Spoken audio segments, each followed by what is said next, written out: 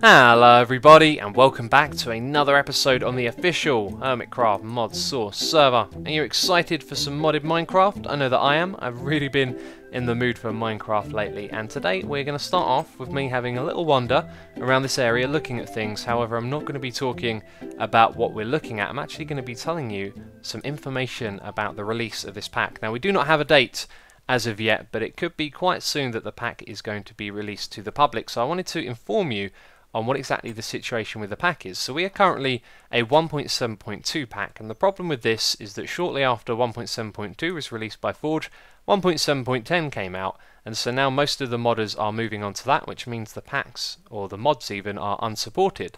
So because of this, we have, a few bugs here and there in the pack, things that aren't so great about it, but none of them are going to be fixed because all of the mods are slowly becoming unsupported.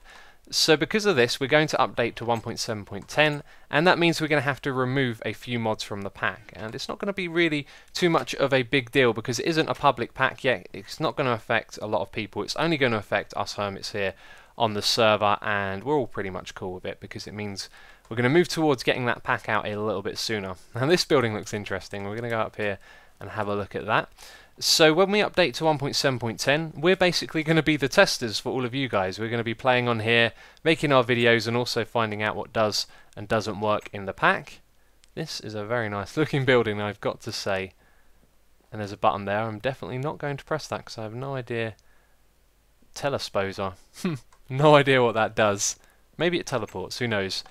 So yeah, we're basically going to be the testers, and after we've updated it, we've discussed, what is the pack going to be like. There's probably going to be a few bugs in it, as there is now, but the thing is, bug fixing and things like that, it's kind of out of our hands. There's only so much that we, or should I say Lone Wolf, can do, and then everything else comes down to modders, because when there's problems, with the mods in the pack, it's up to them to fix their mods. There's nothing really too much we can do about it, and this means that we could wait around for things to get fixed. That is a lovely looking building. Let's go and have a look over there. But we'd rather get the pack out there since fixing those things is kind of out of our hands. So after we played around with it on 1.7.10, which should be, it might even be updated right now as you're watching this video to 1.7.10, we will then get together, have a meeting and discuss releasing it for public, and we're going to do that with a beta label attached to the name of the mod pack as well, just so you guys know that it's a new 1.7 mod pack and that there could be problems with it, and hopefully nothing too major. From what I understand, the mods have come a long way and things are pretty stable and manageable these days, and this is a really nice structure. I do love these stone bricks. I've been using these myself, the coloured ones, and there is a smeltery. I know what that is because I have one of these myself. This one looks a lot bigger though, doesn't it? And there's some other fancy stuff going on. I do recognise this from playing with mods before. Anyway, so that is pretty much it. So on the Sunday is when we have our meeting. We have a meeting every Sunday about the mod pack, and then that will be when we decide when we're going to release it. So it could be a few days after that, who knows, but we'll probably all coordinate to put out a video on the day. So one of the next episodes you'll see will be telling you that it's going to be live. And I can't put a date on it. Who knows, we might update to 1.7.10 and everything falls apart and there's lots of problems. But that's very unlikely, so hopefully soon you'll be playing on the pack with us.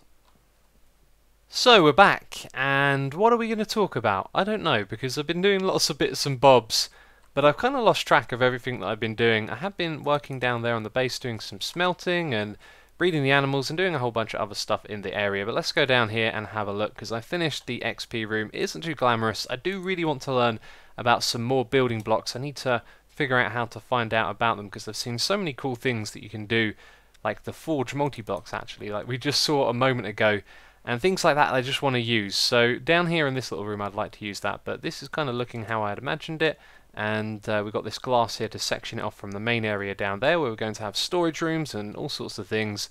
But our enchanting table is now set up. We've got books all around it, and if we go into this room right here, we have essence berries. Now I know most of you probably know all about this, but these are basically blocks you can find when you go mining, and then when you place them in a low light they will actually grow into these full-size bush-looking blocks, and then they will grow berries like this, and this is an XP berry, and guess what happens when you eat this? You get some XP, which is pretty cool. That just sent me up a whole level.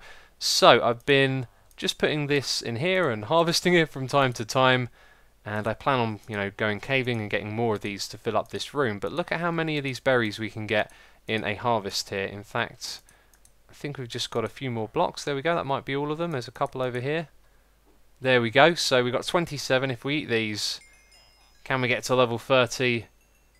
Not quite by the looks of it, but I have stocked up a whole load more over here. So guess what we're going to be doing at the beginning of this episode? Getting ourselves some Enchanted Gear. You see, I had a real tough time down there in the dungeon recently, and I realised that my armour wasn't up to scratch. So I need to go and craft myself some new armour. I might have a look into seeing if there are some better materials than this to craft it out of, actually.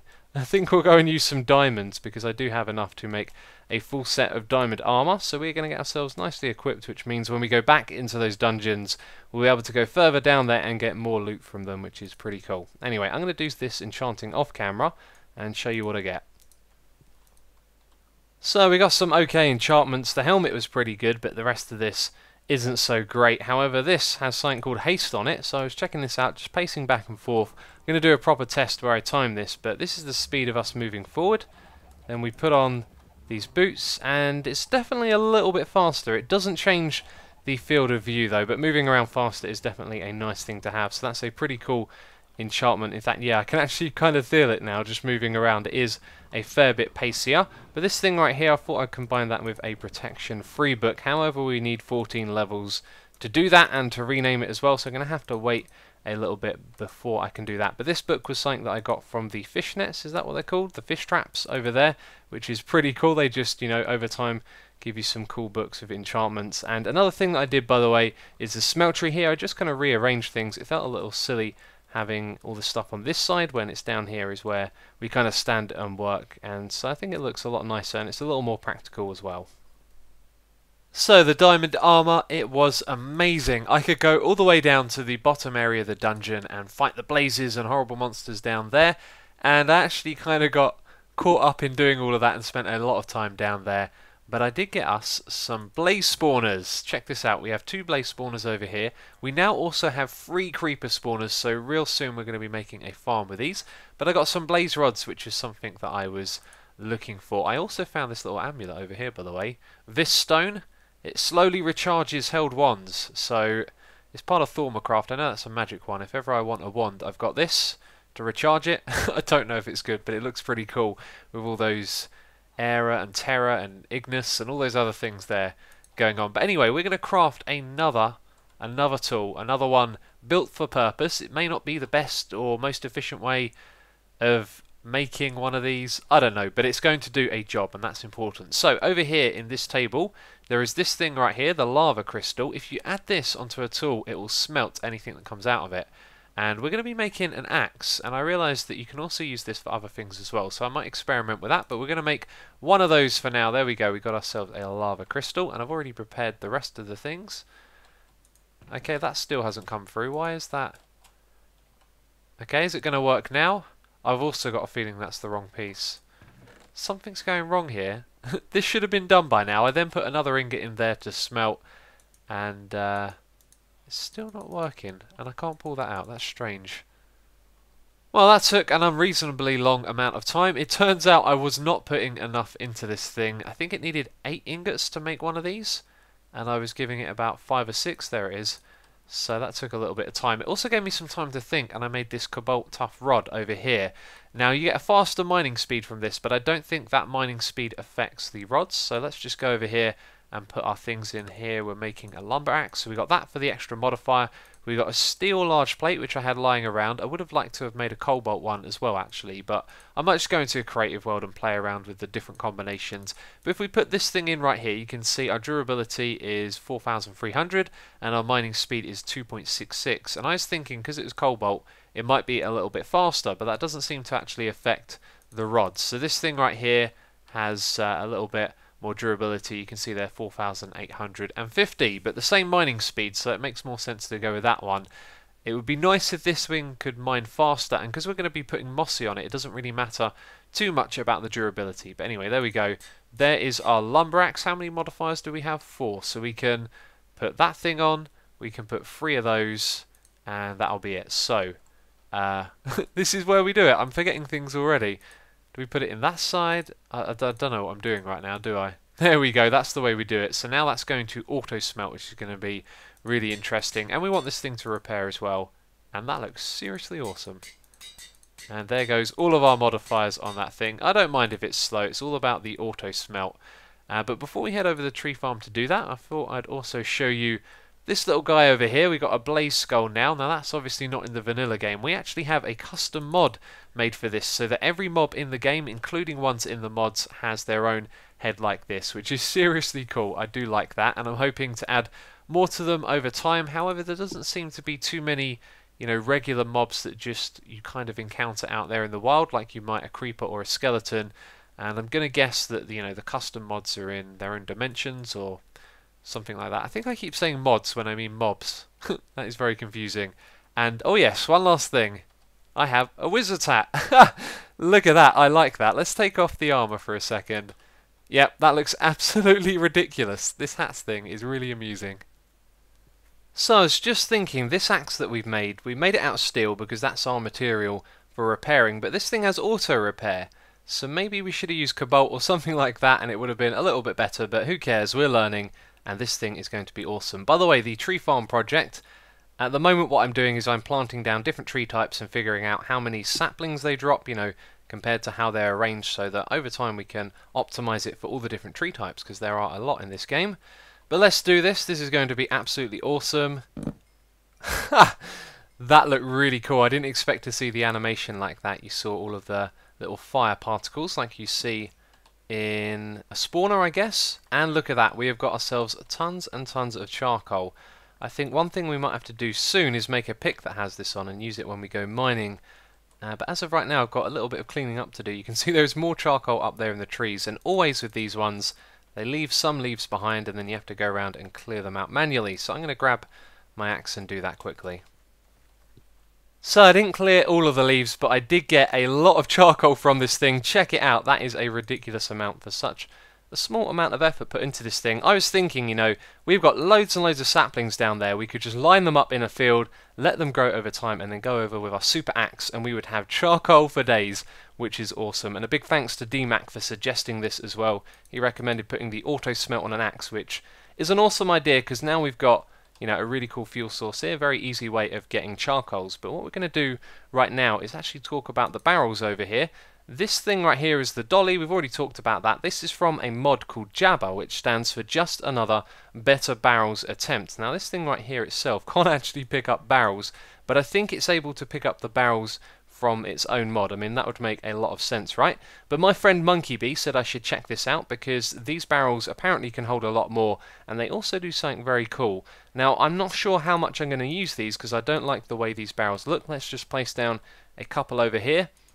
They have a look like they're part of a different texture pack, not like they're trying to fit in with the vanilla game, which is a little unfortunate because otherwise I'd be interested in using these. And the front is very, very white as well, which kind of pops out. But they can do something interesting. I do believe they can store more than a regular barrel, but also if we have a look here, we've got two types of copper, and these are actually from different mods. So let's have a look. We've got one from Industrial Craft 2 and one from Tinker's Construct, and what these barrels do is actually convert items that are basically the same thing from different mods. So the one that you put in first counts, I think, so there we go. And actually let's just save one of these. If ever there's a problem and we need to convert some of our coppers, we want to make sure we've got one of those. And if we right click on that, there you go, it's converted it all to that type. So now we left click it to get this stuff out. You can see it's converted it into the Tinker's copper ore, which is awesome. But we're still going to store our stuff in the other barrels down here because they look really nice. I think these look a lot nicer, don't they? And I think I accidentally just put in the other one as well inside of that thing and converted it. So we've still got one there, which is good. I'm going to put that in a chest somewhere so it's safe. But the next thing for us to do is actually to test out and see if this thing, let's see if it can be picked up by a dolly. It can. I'm going to guess it will do the same thing with an inventory of items there. But let's chop this thing down and move it over somewhere else because I have a full barrel of cobblestone, I do believe. Almost full, and I've got some more over there. So let's see if this thing can store more than, I guess, a stack of stacks.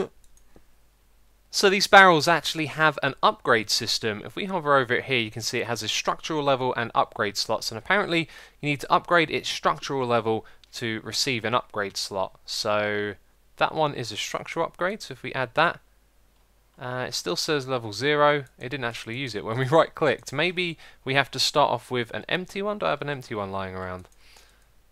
Okay, I've emptied this thing. Let's try it now. I think that works, yeah. Structural Mark 1. No, it just put that inside of it. Hold shift. Oh, there we go. That was silly. Hold shift to do it. Okay, so now it has an upgrade slot. Now, I don't think this thing has an interface. The information that I found about this is kind of vague as to what you can do with it. But if we put this on here, it should be able to store more. And now you can see it can store 128 stacks. And then if we upgrade it again...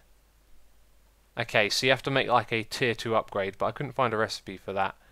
Maybe you guys can explain it to me. You know, the information that I found on this was a little unclear. There's some other things as well, like a beast space tuning fork and a barrel hammer, and it didn't really explain what exactly they did.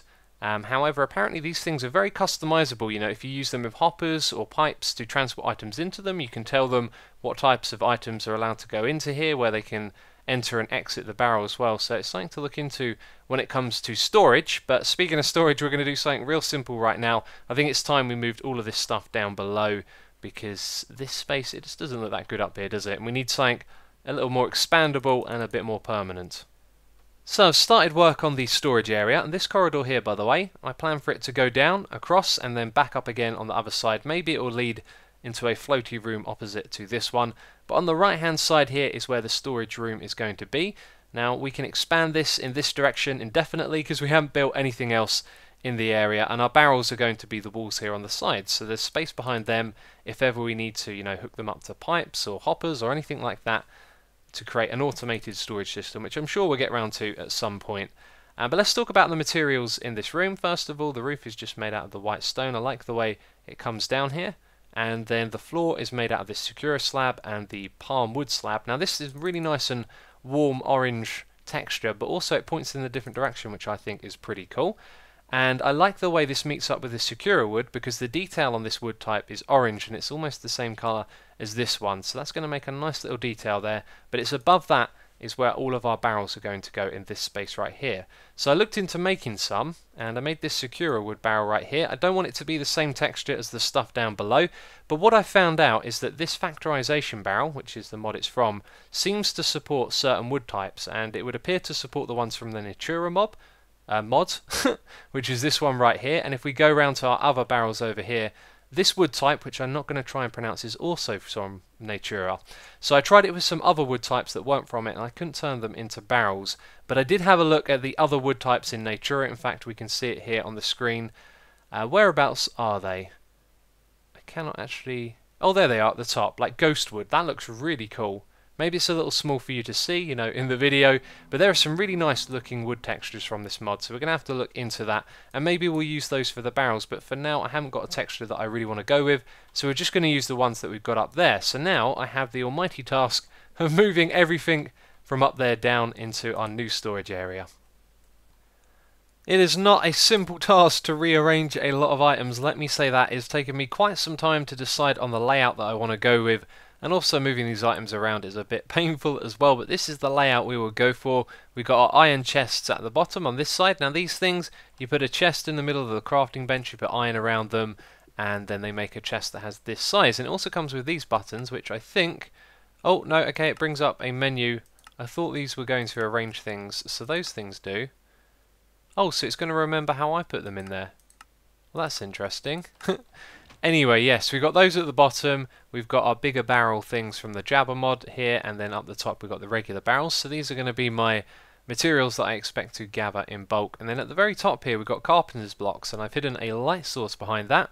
That's so the light can shine down. And with the original way I was going to lay this out, I had some iron chests stacked up like this, and I put a carpenter's block here, and as you can see it's a stair block. In fact, we can see that even better we go behind here. I found out that the carpenter's blocks above the iron chests, regardless of their shape, means you can't open them. I don't know if that's the same for regular chests, but maybe that's something you want to know. Anyway, I think it's going to take me a fair bit of time in between episodes to reorganize and build this room up, so we'll check that out when I've done that in the next episode. For the rest of this episode, what we are going to do is grab our berries over here, our concentrated essence berries for XP, and we are going to head over to the spawn town. So I just done something really silly. I was recording, except I forgot to hit the record button. But anyway, let me show you what I did. I wanted to show you guys this thing. It is the advanced enchantment table. It is seriously cool. I mean, it looks awesome. Let's press 3. You can see the recipe for that thing right there. We can definitely afford that, and this thing is seriously cool. Check out what it does.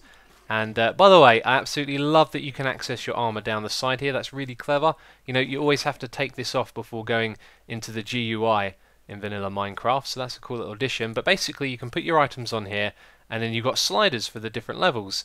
Now, I've tried to remove things from here, but that doesn't seem to be possible. Maybe I'm not doing something right. But you can basically adjust the slider and increase the enchantments that you've already got, which I've done. I actually put protection 4 on my haste boots, and also upgraded my protection on that. And it didn't cost a lot of XP. It was like 7 or 10 levels each time. And of course, that's why I brought the essence berries with me. But we're going to be building one of these things back at base. It's seriously cool. Makes it very easy to get lots of different enchantments. And I guess I could show you this quickly. There you go. We slide it up to the top, and it's not going to let us do that because we need 9 levels. So you need a certain amount of levels to begin with, and then it costs a certain amount. So let's do that quickly. We need 9 levels. It's probably going to then cost less. So there you go. Repair cost is 7. No, enchanting cost is 9. And player level's 9. So if I hit that, we'll get a power 5 bow. However, I've just noticed the repair cost is 7. So if we hit that, we can repair it with XP. That is seriously cool. I really do like that. That is awesome. And I think that's going to wrap things up for this episode. I'll be building one of these back at base. But that is it for this one. So if you've enjoyed it, please do hit that like button. It will always be appreciated. And as always, thank you very much for watching. And I'll catch you next time.